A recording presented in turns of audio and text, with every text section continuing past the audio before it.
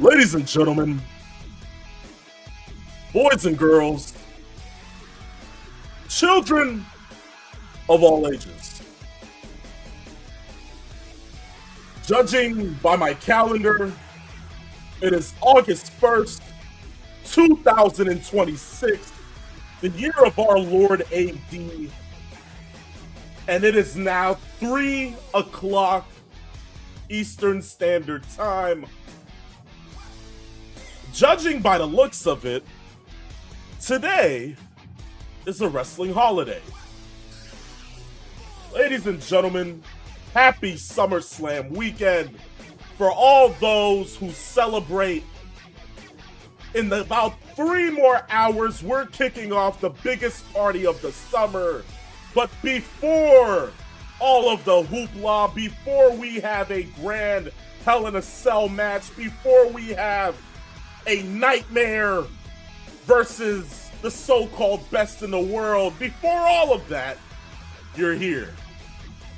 Welcome, welcome, welcome to another phenomenal episode of the phenomenon known to mankind as Saturday afternoon's main events. And speaking of phenomenal, speaking of grand, you have me. Yes, me. And for some odd reason, if you do not know who I am, whether you are dumb, stupid, blind, or just plain irrelevant, I suggest you go back to school or go into your local library, get the biggest dictionary you can find, preferably Merriam-Webster, and look me up under the word phenomenal. Guys, it is I, the phenomenal one, and of course, here on a show like this, I'm not alone, unfortunately, because I have my comrade, co-host, brother from another mother dimension, whatever the hell you want to call it. He is the limousine-riding, jet-flying, kiss-stealing, wheeling-dealing son of a gun who's not having a hard time holding his alligators down.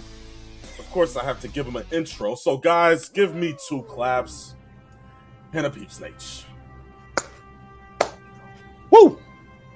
Well, that sounded like a downgrade almost. I'm almost afraid to even say anything. But hey, we're back on with my partner, back doing what we do best on a wrestling weekend. As he just stated at the beginning of the show, we're doing a fantastic, fantastic thing. This entire weekend is going to be great.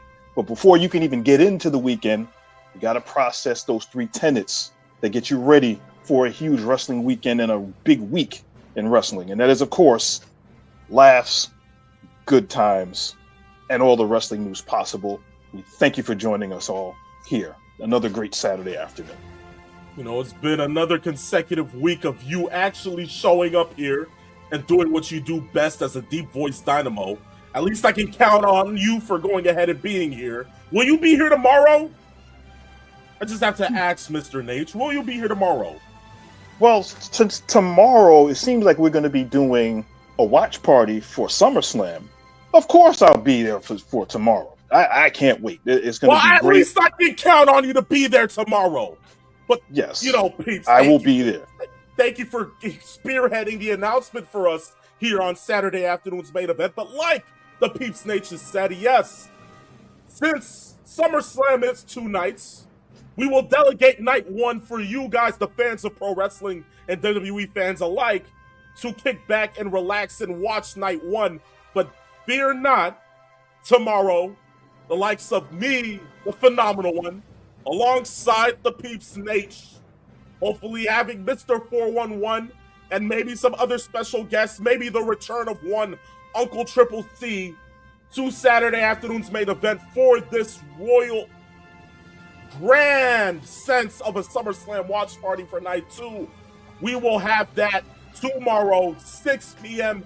Eastern Standard Time. For all of you watching on an Eastern clock, of course, Central delegated to whatever time it may be on any sense of whatever coast you're watching on. But yes, we will be having a watch party for tomorrow night's night 2 of SummerSlam. But again, the key is not SummerSlam as of right now. The key is all things professional wrestling. So guys, we will go ahead and kickstart with today's show. I just want to be able to say, if you are joining us for the first time, welcome. Whether you're watching on Twitch, Twitter, or YouTube, be sure to follow us on our social media platforms, our Instagram being at Saturday Afternoons _ main event. Hey, Nate, can you at least point to the social media platforms? Thank you, Mr. Vanna White. Anywho, again, at Saturday Afternoons _ main event on Instagram, Twitter being Saturday Main, and our TikTok being at Saturday Afternoons ME. With that being said, let's go ahead and kickstart with today's show. Shall we, Mr. Nate? Let's do it. Okay, well, when you hear this sound, it's time for one thing and one thing only. It is time for 3 Rope Talk, all of the professional wrestling news that you can possibly get that consists within the span of D² Circle. We start off our show today, beginning with Raw and SmackDown. I got a couple of things to get off my chest. You would have thought after last week's rants of how terrible WWE booking and creative has been, you would think that after that, they would step up from what was the hellacious week prior. You would think on the go-home shows for both SmackDown and Raw that things would be different. It wasn't. Not a lick of difference. Not a sense of dramatization towards it after all. It's just plain old TKO ass booking. Let's talk about this. Roxanne Perez is your new Intercontinental Champion. Salute to her. Great stuff. But how can you go ahead and highlight a show better off than that than by having a Joe Hendry and Dan Hausen concert? This is the sports entertainment I'm banking my money on, right?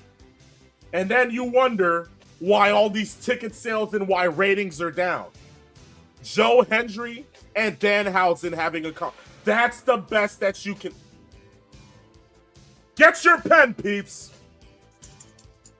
I digress. Thank you very much. You can take on from here because I'm tired of having to sit here and downcast everything that WWE does on a daily basis that makes my blood tick and my body itch and reek of disenfranchised bullshit.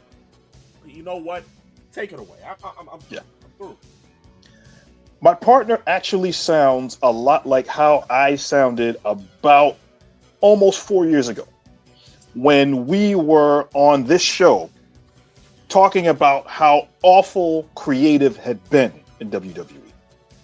And it used to be, as we know, the highlight of the lowlight was when we were talking about the dog food, Baron Corbin, Roman Reigns storyline and all of the other nonsense that was going on. Those are the kinds of storylines that were the pinnacle of WWE programming.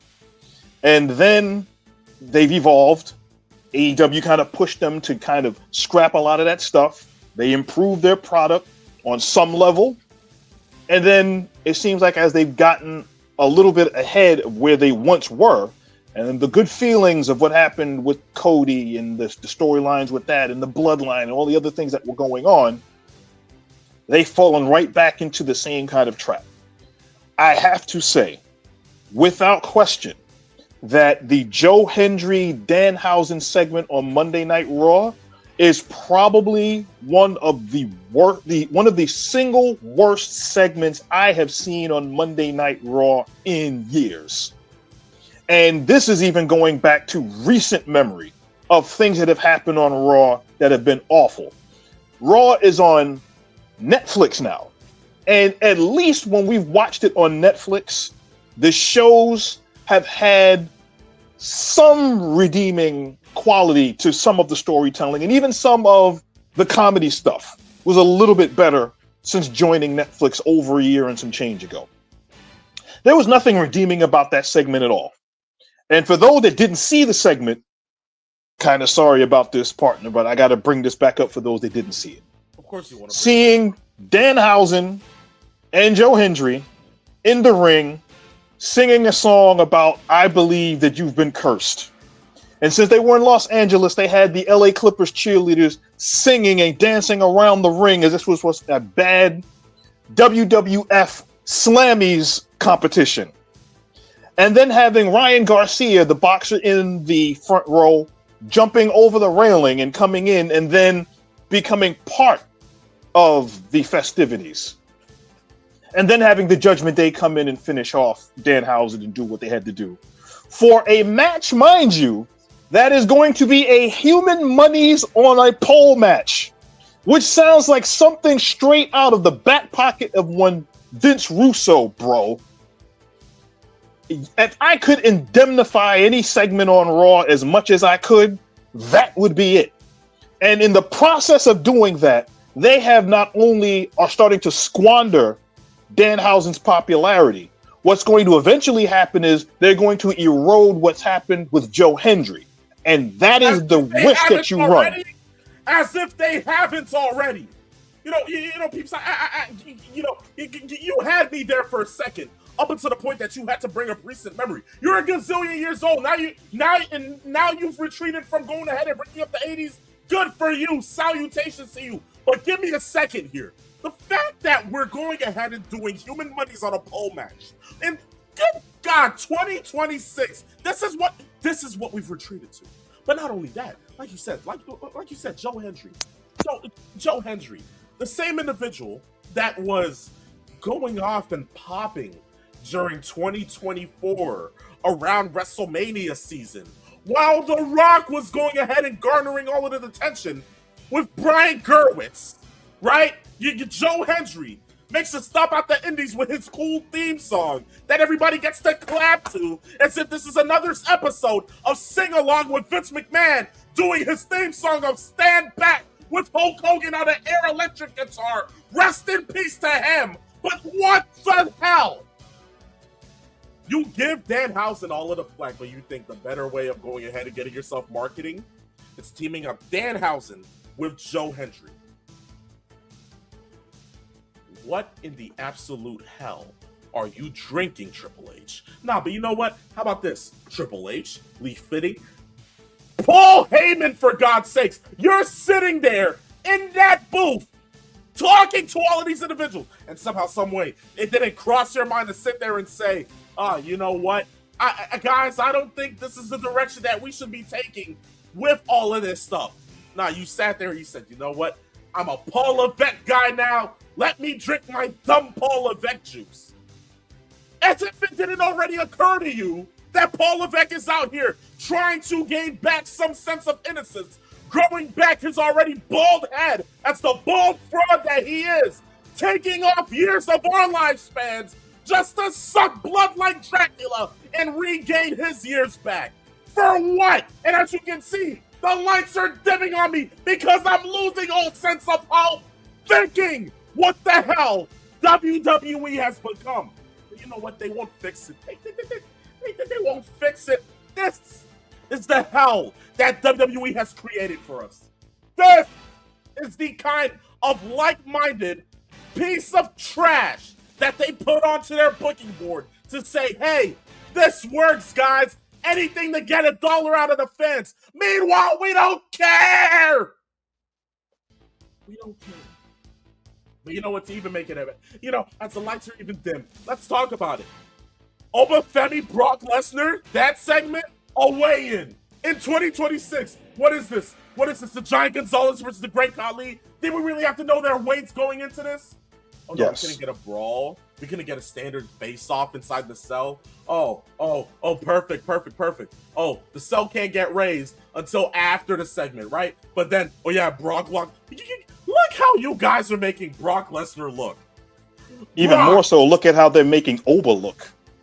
Oba with the formulaic, you're not trapped into the cage. I'm not trapped in the cage with you. You're trapped in the cage with me.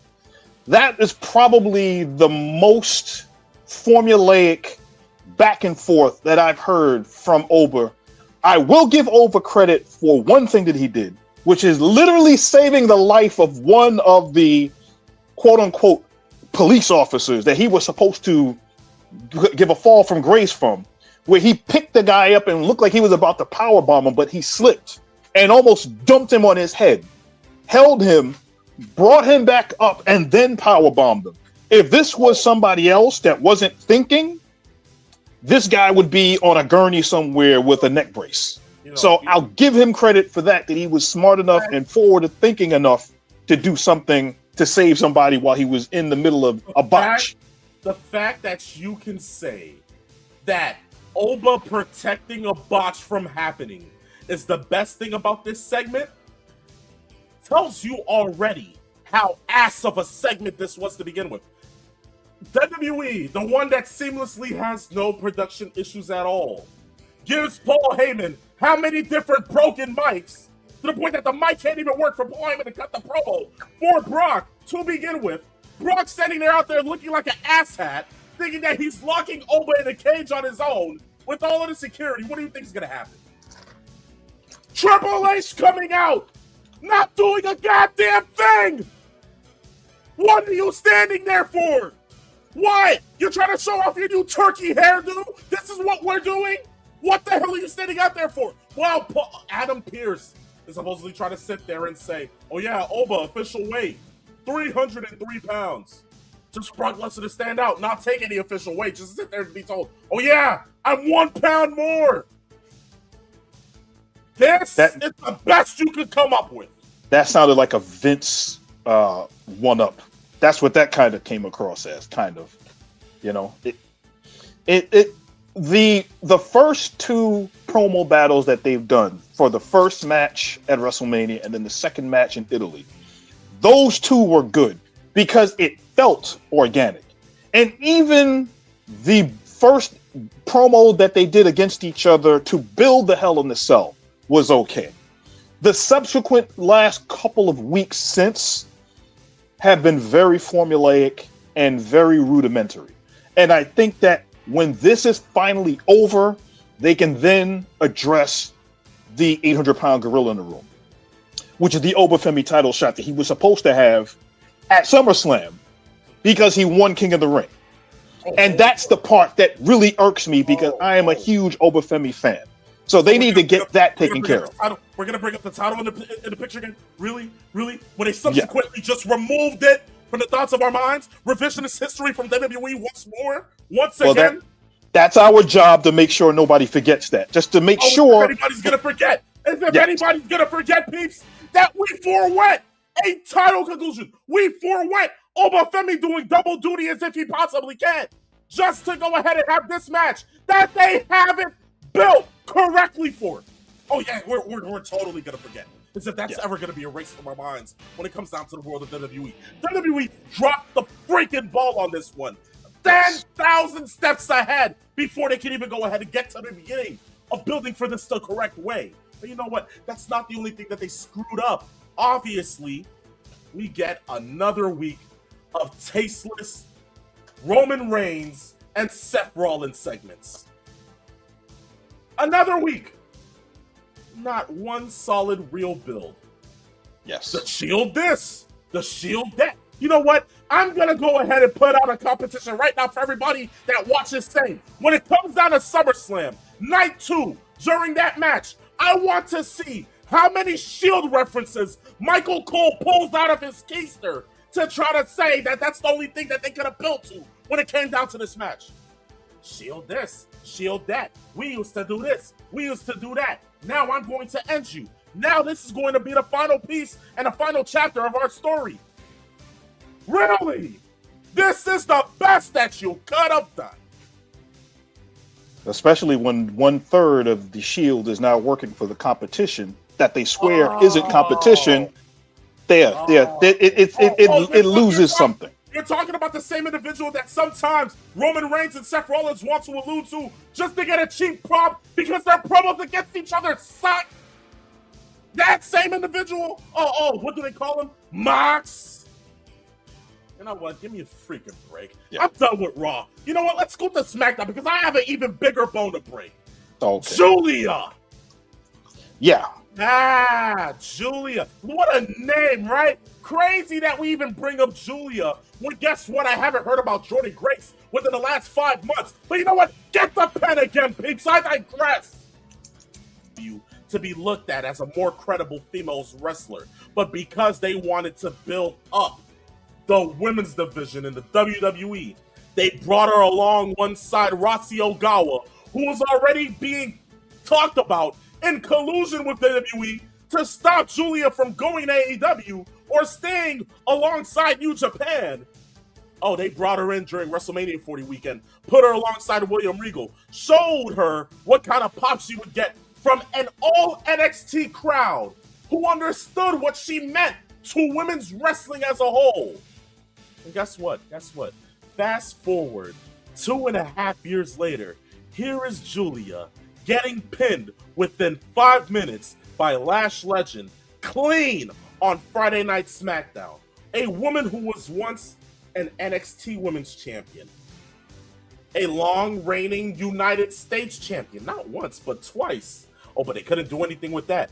Now, in a qualifying match, which she has deserved to be put in, genuinely over the last how many years that she's wrestled and has proven herself time and time again as an upstanding, good performer, she loses in 5 minutes to an up-and-coming Lash Legend.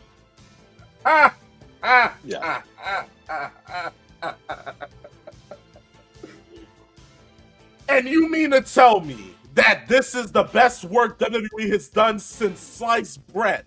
If anybody certainly believes that, tell me what kind of piss water you've been drinking out of, especially if you live in Flint, Michigan. Because I, myself, have fully said time and time again that this booking of Julia is trash. But they seem to just prove time and time again that they'll never change.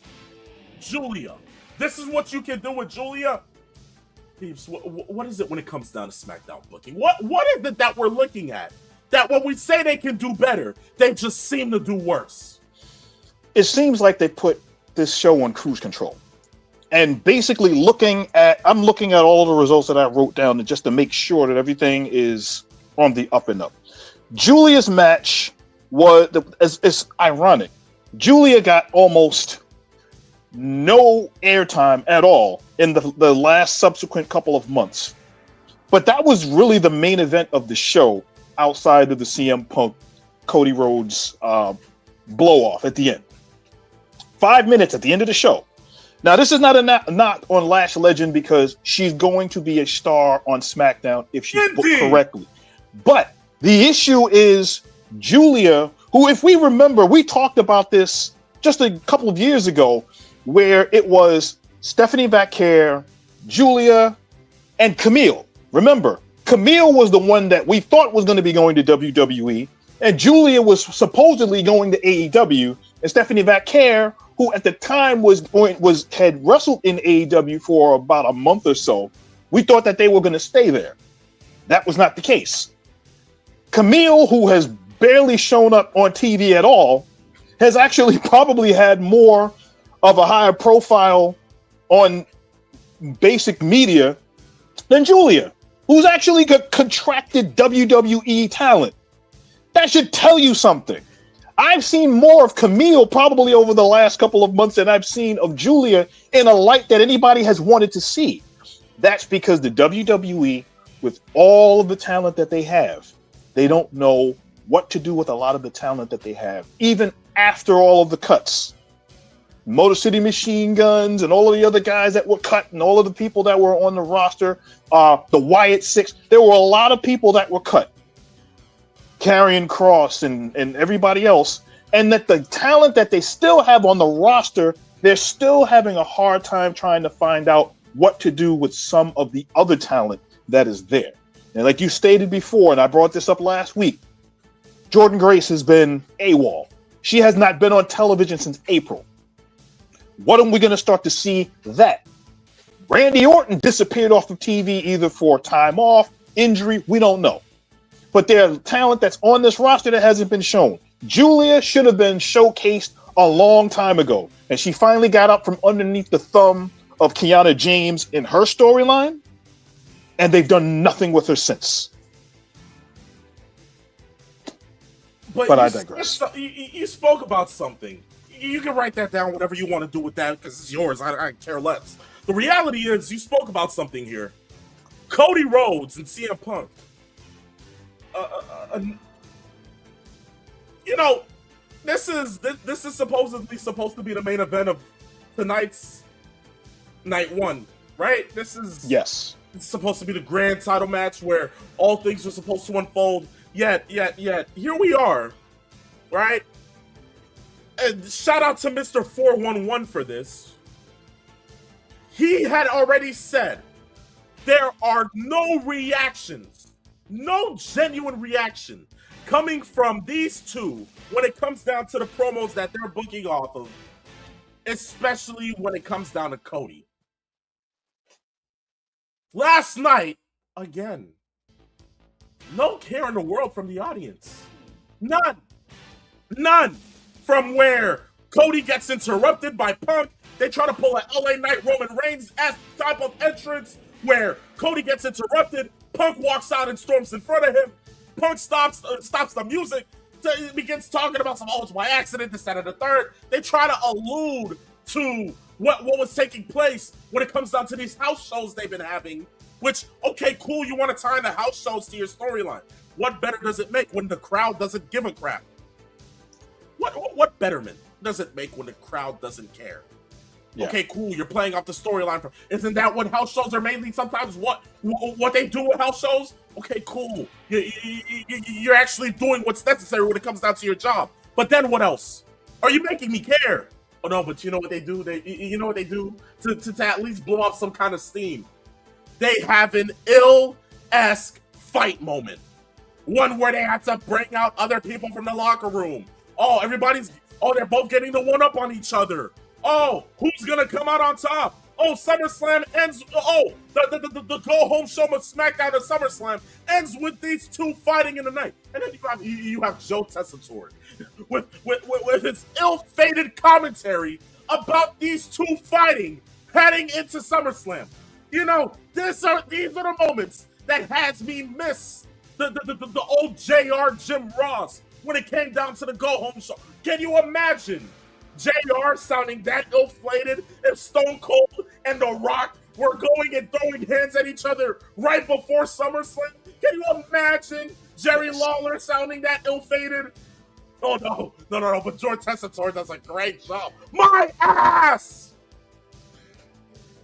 This is what we get as fans of pro wrestling heading into the second biggest show of the year. This is what we get. Shit on a plate. You would think WWE would turn chicken crap into chicken salad by now. But they just say, chicken crap, dose of salt and pepper. Here it's chicken salad. And they think that I'm actually dumb enough to eat it. No! It sucks! You know, until WWE can find a way to go ahead and get back to the drawing board on some of their creative, I digress on it completely. Write it down, peeps. But you know what? Here's the best thing about all this week. Here's one thing that I can actually shout out. NXT! NXT! What a shocking discovery, right, Peep Stage? You know what? Yes. And that's all thanks to one individual. Aussie, oi. Grayson Waller!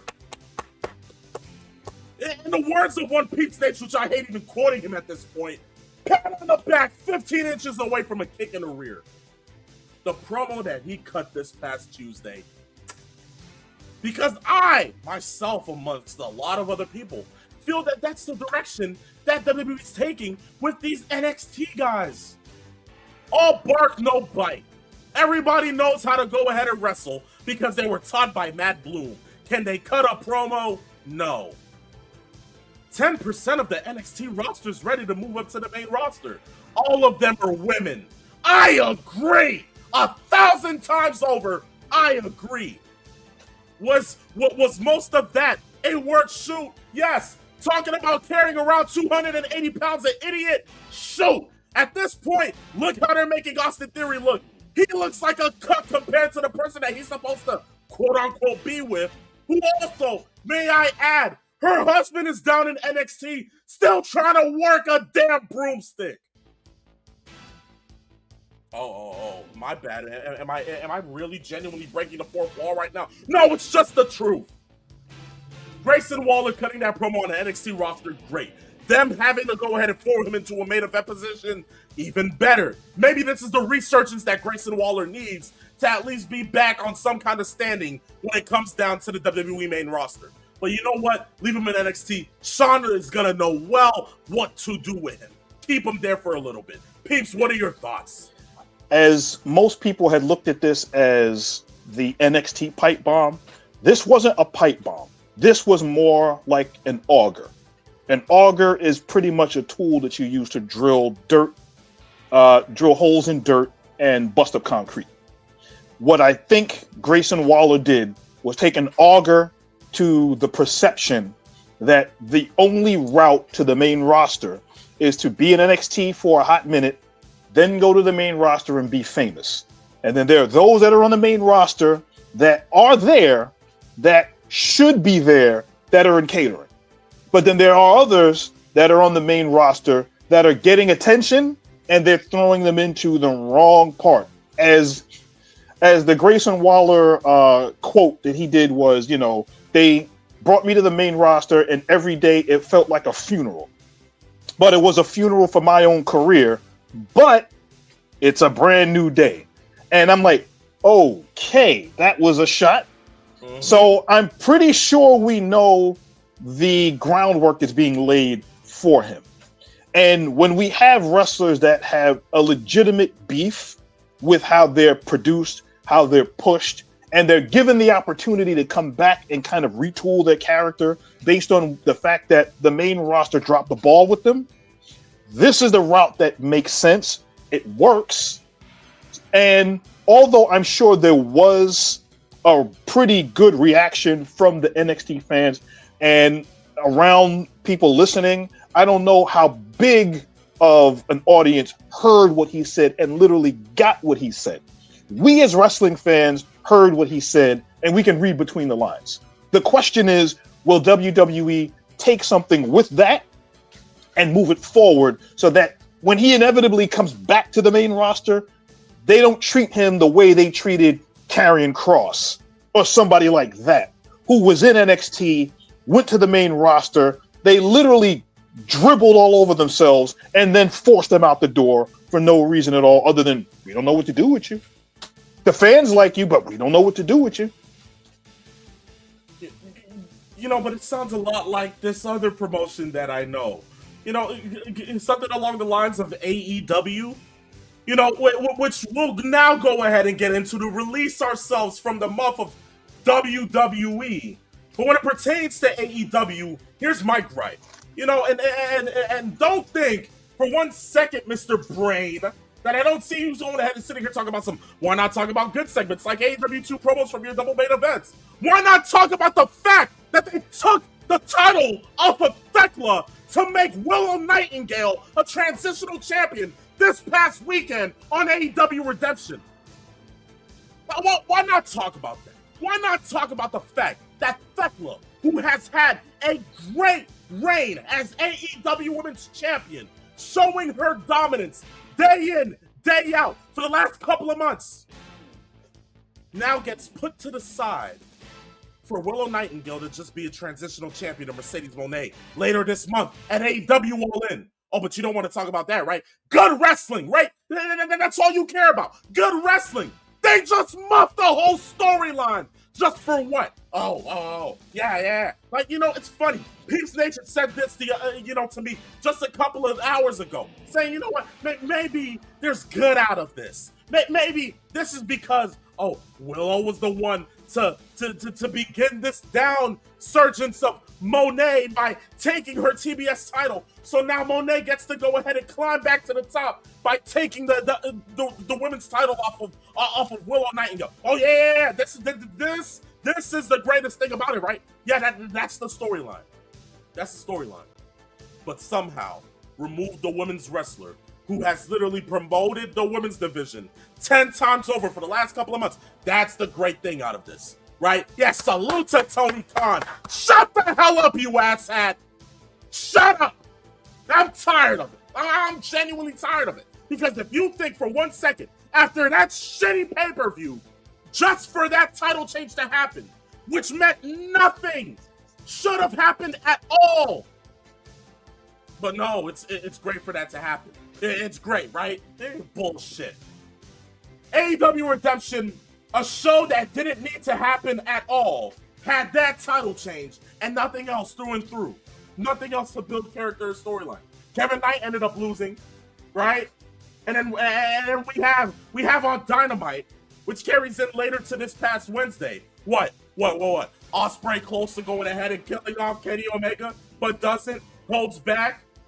Really? What are we doing here? Peeps, take care of the Dynamite review. I'm tired of this. I'm tired. I can see the frustration in basically what AEW has done, and I think this was what was feared of having a pay-per-view in between the last one and one going in just before All In, was the fact that a lot of people going and looking at this didn't think much of this pay-per-view, especially knowing Kevin Knight was going to get a title shot at Kenny Omega. Knowing that Omega was probably not going to lose the championship before they have the big match that they're booking between Ospreay and Omega. So we can chalk that down to what it was. And the big storyline that they did at the end, which was more or less building Omega and Ospreay for what they did.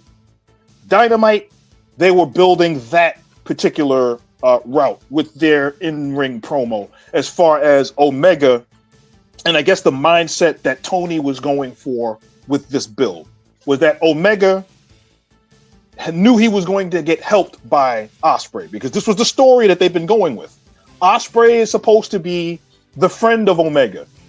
After the Death Riders went and literally tried to kill Omega after the show, knowing that he came in and helped. The thought process for Omega wasn't the fact that he came in to help him. It was the fact that he came in and thought about taking him out, and he didn't do it. That's the mindset that they're giving for Omega. That part of the story, the building of the story is from a couple of years ago when they met at Forbidden Door, and they're trying to kind of bridge that storyline together. Now, we're about 4 weeks away, 3.5, 4 weeks away from All In. And they're going to have a job of building this card, this main event, without making that first promo battle something that gets old. They're going to have to do something to keep it fresh between now and then. Because I talked to a friend of mine that watched the segment and thought that they kind of blew all of their cachet in that one promo too early. And my thought process is they can't have that kind of promo every week. This is not MJF versus CM Punk.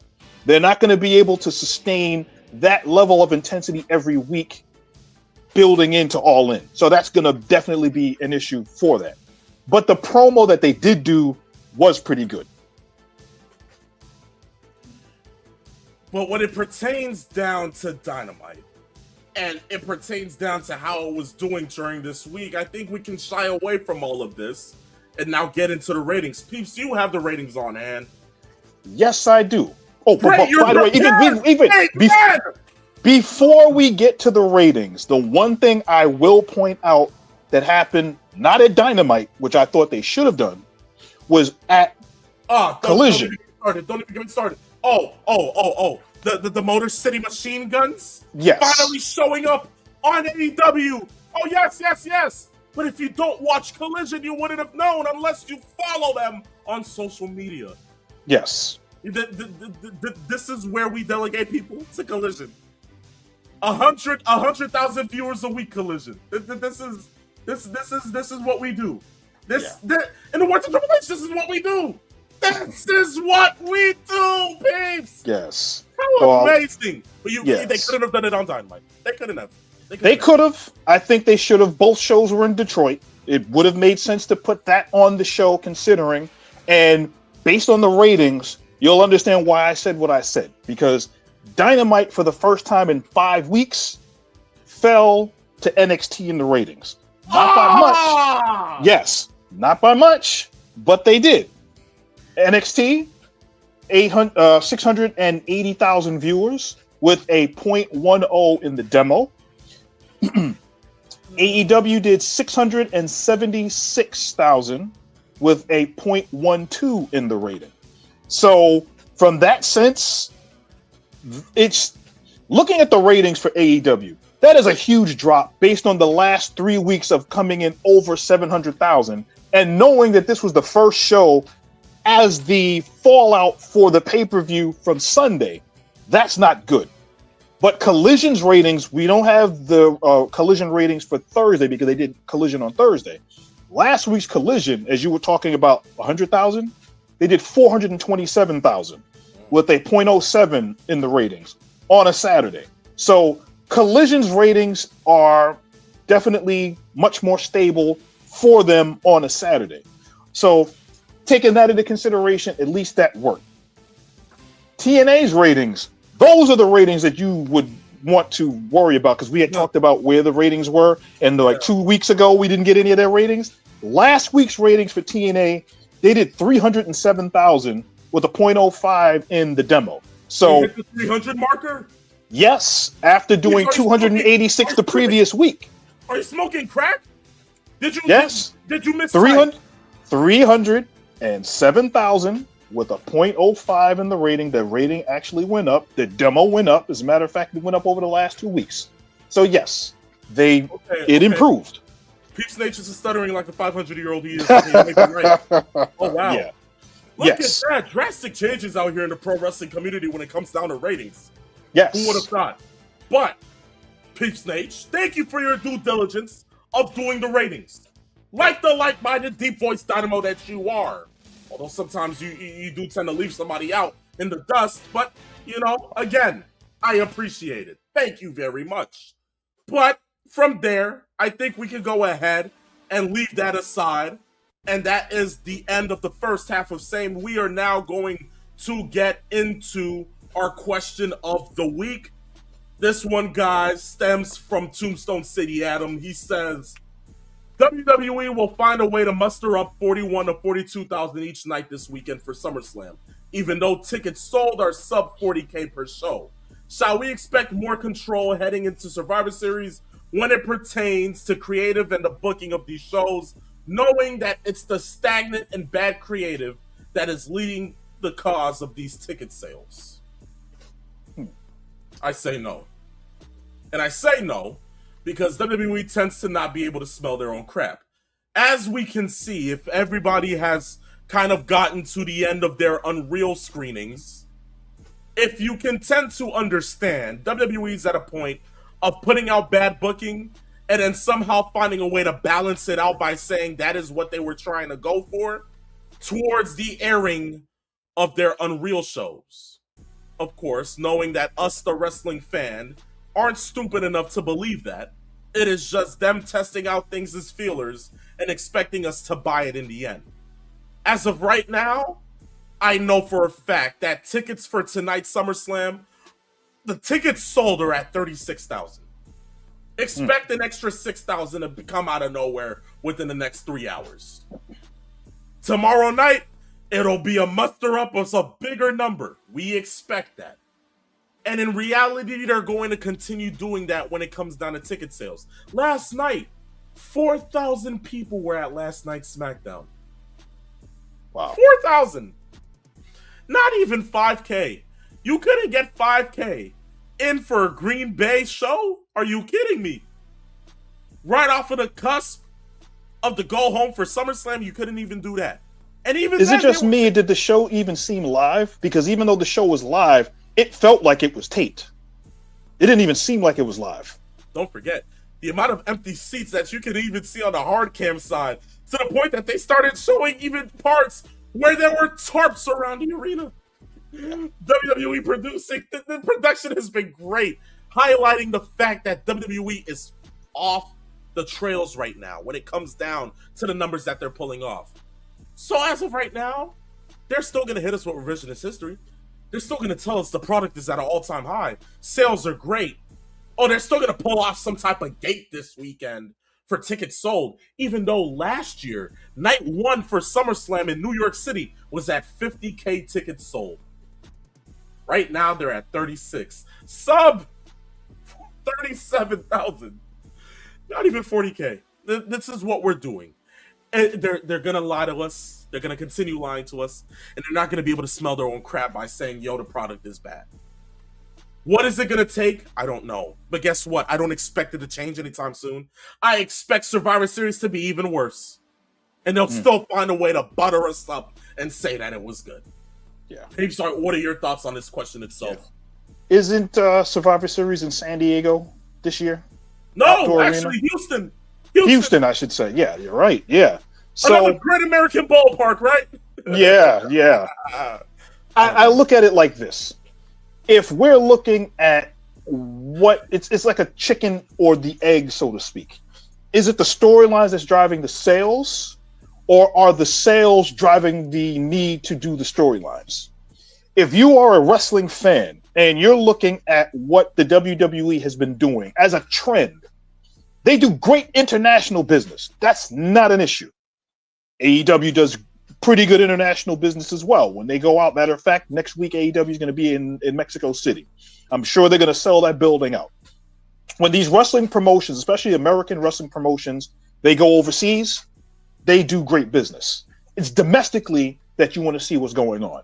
And in certain markets, WWE can do no wrong. New York, New Jersey, Miami, California, Dallas. When they go to those places, do no wrong. Are you serious, peeps? Do no wrong. I mean, in the eyes of the WWE as far as their ticket sales go. In general, didn't they go up a New York? Didn't they go to a New York market? I.e., the only arena that they should be posting up amazing numbers in. Yeah, and do sub 15K. Yeah, and the problem with that was it was a Saturday night's main event on a streaming service, which you would have thought they should have done better with. Here's the issue. WWE has an identity crisis in what they plan on doing. And the issue is, are we making great content for the fans, or are we making great enough content to sell merchandise to make TKO and the board members happy? We've already heard mumblings in news over the last couple of months that Triple H and his booking committee and everybody else have been kind of on watch from TKO and Endeavor of what do they plan on doing, because we've been seeing the ticket sales in certain markets. We've been seeing a lot of the complaints online that aren't getting to the way they were when Cody first won the WWE Championship or around that time period. This isn't the same WWE from 2 years ago. They are now kind of struggling, although they're making money, it's sustaining it on the crowd side and the ticket sales side. Merchandising is through the roof. That's not an issue. The problem is sustaining it with the ticket sales. And what has happened is the regular conventional wrestling fan is going to go. The casual wrestling fan has been priced out because everything is too damn expensive. And that's part of the reason where the identity crisis is. Are they going to do something to make sure? Because remember, we heard last week or the week before, they started doing $25 SummerSlam tickets because they weren't moving. And lo and behold, they did get an uptick in ticket sales. That's just temporary. What's going to happen now over this weekend and going forward with the Survivor Series as the next major PLE WWE is going to do in an outside arena? What happens then? What happens for the Royal Rumble in January? And even more so, that goes back to why the WWE are doing these watch parties at the Garden for WrestleMania, because they know they need to do something to get those ticket sales up for a year that they're not going to have any wrestling in the United States for WrestleMania weekend. Talk about it. But you know what? I digress. Tombstone City Adam, thank you for the question. I greatly appreciate it. And you know what, guys? If you feel as if you have a question that you need to go ahead and exude to us, the people at Saturday Afternoon's Main Event, DM us the question at our Instagram at Saturday Afternoon's _main event. Send it in the words of JBL. I guarantee it'll be on the next episode of the show. But I think we've gotten to that part of the show where everybody's waiting for our predictions for tonight and tomorrow night's SummerSlam event. Let's go ahead and get started with it, peeps. Of course, here is the card for night 1. They have already changed up what looked like match 3 was supposed to be for anybody that was going on Wikipedia earlier and saying that they were messing with the card. Look, finally we have this, and I'll go ahead and go in this order, knowing that it is now reported that Obafemi and Brock Lesnar is closing the show tonight. Let's go ahead and start with number 1. Liv Morgan versus Io Sky, the singles match for the Women's World Championship. Give me Io Sky to win this match and win the Women's World title. Yes. They haven't done anything with Liv Morgan since WrestleMania. It has been long overdue for this title to change hands. Give me Io to go ahead and do something with the title, because they're not going to do anything with Liv if it continues to muster up the same way. Yes. And barely had defended this championship since she won it. So exactly. That's the frustrating part. But indeed, give me Io to win. I'll move on with this one. The 6-man tag team match. LA Knight, Solo Sikoa, and Royce Keys going up against the Bloodline, of course. Jacob Fatu and Jimmy and Jay Uso. Give me the Bloodline to win. I feel like there is still something that is missing from LA Knight, Solo Sikoa, and Royce Keys. I think LA Knight is the one to cost these two other men the match in some way, shape, or form. Somehow he messes up something in which the Bloodline find a way to capitalize, i.e. Jacob Fatu. And he'll go ahead and be the one to score the pinfall for the Bloodline. I think the Bloodline is going to win, and I actually think that it's going to be Royce Keys that takes the fall for this. They're keeping LA Knight strong. Oh, come on. Yes. Keep that. But see, and that's the other thing about this Bloodline storyline. That's something that we didn't really take into account. LA Knight, we knew, was going to be the face of this team. What we didn't take into account is over the last 3 or so weeks, Solo Sikoa has turned into this huge aura magnet. Now he's getting a lot of positive feedback from the fans watching and on social media, and he is almost as over as he was when he was in NXT. That's saying something. Bow. Pew pew. This is what we're doing now. This is what musters the aura, right? Whatever works with the WWE. I digress. Write it down, peeps. But okay, we'll go to the third match here. Gunther, Aldis. Here's something that's been garnering some attention, right? How will Nick Aldis do? I think he'll do just great. How will Gunther perform? Just great as well. But when it comes down to the one person that will come off of this match on top, I think we both know who's winning here. Give me Gunther. Yes. There's no way. Then again, the way the WWE has been, I wouldn't be shocked if they gave it to Aldis. There's no way. But you know what? Vault is definitely winning this match. We've seen WWE do some goofy things to try to shock the fans and shock the wrestling public. Is this going to happen in Aldis's first match in over 3 years? No, not going to happen. He'll look good, but he'll get this close. I can see him going for the Texas Cloverleaf and then Walter kind of reversing it and doing something to get out of it, leading to the power bomb, or then if he can't do that, chokes him out. So that's what I think will happen. Exactly. The national treasure falls to the ring general. Give me the next match, 6-woman tag team match. The Bella Twins and Paige versus Fatal Influence. With the way that they have been booking Fatal Influence since these women have come off with the women's tag team titles, and now they're going into a match where they're going up against Nikki and Brie Bella and Paige. You really think for 1 second that I'm going to go ahead and root against Lainey Reed, Fallon Henley, and JC Jane? No way in hell. Give me Fatal Influence to win this match. Yes, without question. That's the only way to go. And the only way that this doesn't happen is if they're trying to send the fans happy with this particular match. I don't think that's going to happen. And Fatal Influence is going to push forward because the main story is not just them winning the tag titles. JC Jane is going after singles gold, and eventually that has to happen. Okay.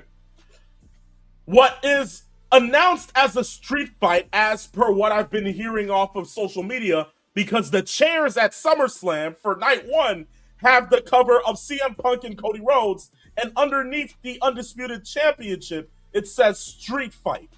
It is reported that it isn't a street fight from what we're hearing. So, this will be a regular singles match. Maybe a misprint.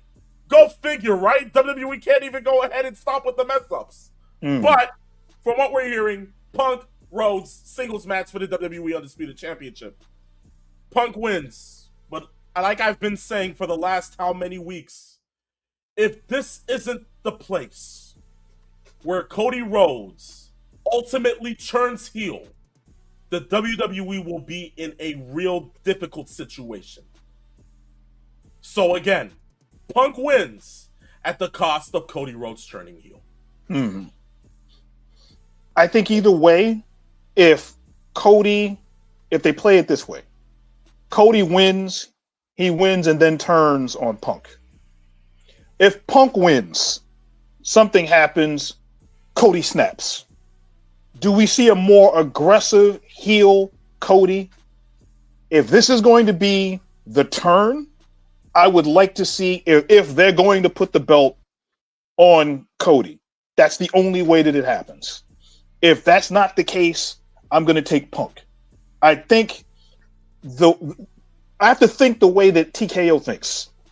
And as we've talked about before, TKO has a lot more input as to who should go over in certain matches and at least put their thumb on the pulse of what should happen. If they think that Cody makes the most sense, yeah, he's the most marketable of the two in their minds. But if they're going to turn if they're going to turn Cody in this match, today has to be the day. And it has to be something, as Mr. 411 talked about, an injury angle. He beats down Punk. He puts him in the hospital. AJ Lee comes out and starts crying over his corpse as he's going. Something like that. That would make the most sense. So then you can flip this around and build the rematch toward later in the year. Book that for WrestleMania if you can. Considering if you're going to be making way for Finn Balor to go ahead and be the number one contender, especially in that match that we'll be talking about later on for night two, if that's the way to go, a fresh Finn Balor to go up against the heel Cody Rhodes is a perfect feud towards the end of the year. Yes. I would like to see what they do with this for this match. But again, like I said, if they don't go with Cody Rhodes turning heel in the process of winning, then still Cody will still snap, but I see Punk winning. Yeah, that's my thought process. From here, the Hell in a Cell match. Obafemi versus Brock Lesnar. I'm considering that this is Minnesota. We've been saying this for months, actually for a year, that this would be Brock's swan song. And thinking that this is the main event tonight, it is definitely going to be Brock's swan song.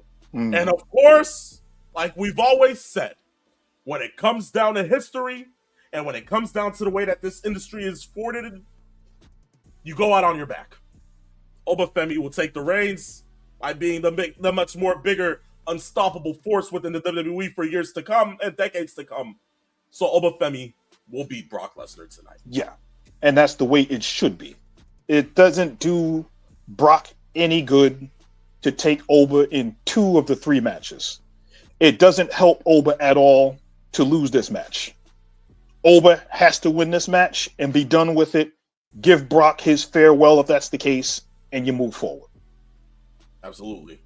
Well, here we are at night 2. 6 matches on the card. Let's go ahead and get to it. We're starting from the bottom.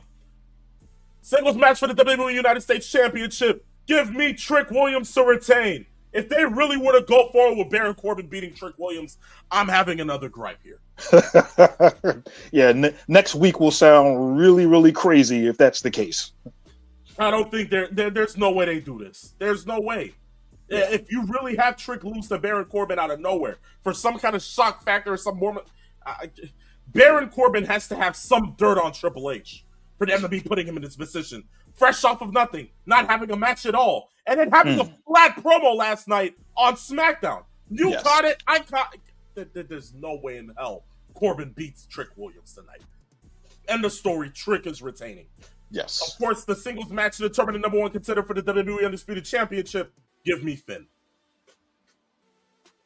Again, whether he takes on Cody or whether he takes on Punk, it'll be a match for the ages. We've seen him take on Punk already. I think there's a chance that we go ahead and see Finn being inserted into the main event scene and being highlighted more on SmackDown. So again, Finn Balor to win this match. That makes the most sense. Is there any scenario that you would see Sammy coming out on top, depending on especially how they have built him up over the last month since losing the championship and the promo that he cut yesterday and all of the stuff that he's been doing since? Any scenario that you see with Sammy coming out on top in this to face either CM Punk or Cody? It's funny because in some instances you see and hear him being talked about as the last good guy. Yet the way that they've been booking him as the last good guy since losing the title has been more of a heel stance. Yes.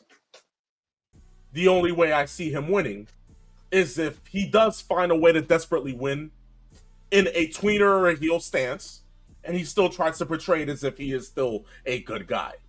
Yes. But still, in some way, shape, or form, I can't see him going on to face a CM Punk again, or a Cody Rhodes for that matter, if this was the case. Because again, if Cody were to turn in your instance and win the title, how does Sami Zayn factor in? Yes. If it were to be Punk, especially coming off of that loss, are we going to consider Sami Zayn beating CM Punk? For me, I think the fresher face is what I go for. I think Finn Balor is in this stance is the person that should be the outright winner.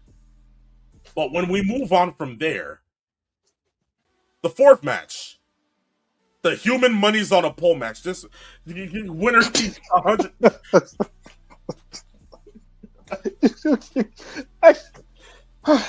Is this 1998 WCW? I mean, what the hell is this?